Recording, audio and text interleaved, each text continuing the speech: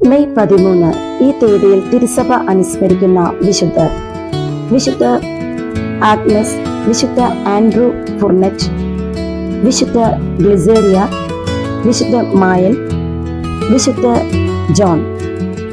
മൗനിയായ വിശുദ്ധ ജോൺ 454-559 കാലഘട്ടത്തിലാണ് മൗനിയായ വിശുദ്ധ ജോൺ ജീവിച്ചിരുന്നത്.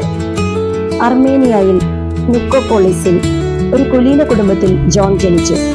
മാതാപിതാക്കന്മാർ അവന് നല്ല വിദ്യാഭ്യാസം നൽകി.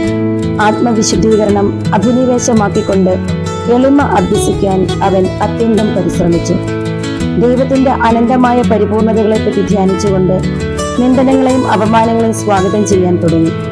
ശരീരത്തിന്റെ ദുഷിച്ച പ്രവണതകളെ പ്രതിരോധിക്കാൻ ശാരീരിക പ്രായശ്ചിത്തങ്ങൾ അവൻ അഭ്യസിച്ചു പോന്നു.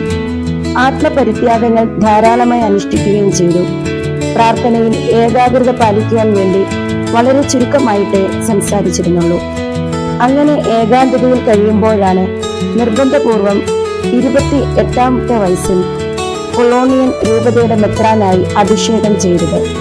പുതിയ രംഗത്ത് സന്യാസനിഷ്ഠയും തപസ്സും പാലിച്ചു പോന്നു. തന്റെ അജഗണത്തെ ക്രിസ്തീയ ചൈതന്യം കൊണ്ട് നിറയ്ക്കാൻ 9 വർഷം അധ്വാനിച്ചു. എന്നാൽ ചില തിന്മകൾ തിരുത്തുക അസാധ്യമായി കണ്ടു. 10ാം വർഷം മെത്രാൻ സ്ഥാനം ഒഴിഞ്ഞ് പലസ്തീനയിൽ പോയി വിശുദ്ധ സാബായുടെ ലൗറയിൽ ഇതര സന്യാസികളോടൊപ്പം തപസ് ചെയ്യുവാൻ അദ്ദേഹം നിശ്ചയിച്ചു. വിശുദ്ധ സാബാസിന് പുതിയ സന്യാസിയെ വളരെ ഇഷ്ടപ്പെട്ടു. അദ്ദേഹത്തിന് ഒരു പുതിയ ഭരണശാല അനുവദിച്ചു കൊടുത്തു. ആഴ്ചയിൽ 5 ദിവസം ഒന്നും തന്നെ ഭക്ഷിച്ചിരുന്നില്ല.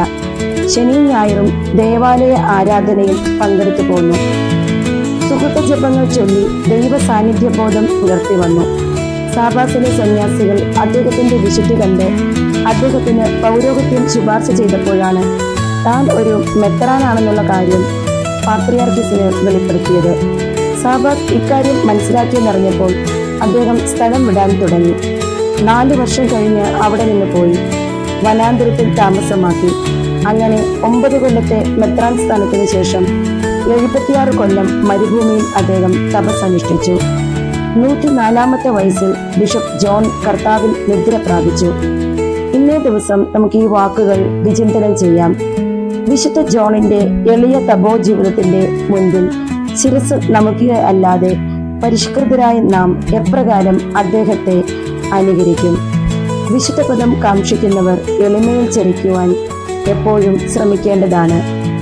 മൗനിയായ വിശുദ്ധ ജോണെ, പിതാവായ ദൈവത്തോട് ഞങ്ങളുടെ പാപങ്ങൾ ക്ഷമിക്കുവാൻ വേണ്ടി നിരന്തരം മധ്യസ്ഥം വഹിച്ച് പ്രാർത്ഥിക്കണമേ.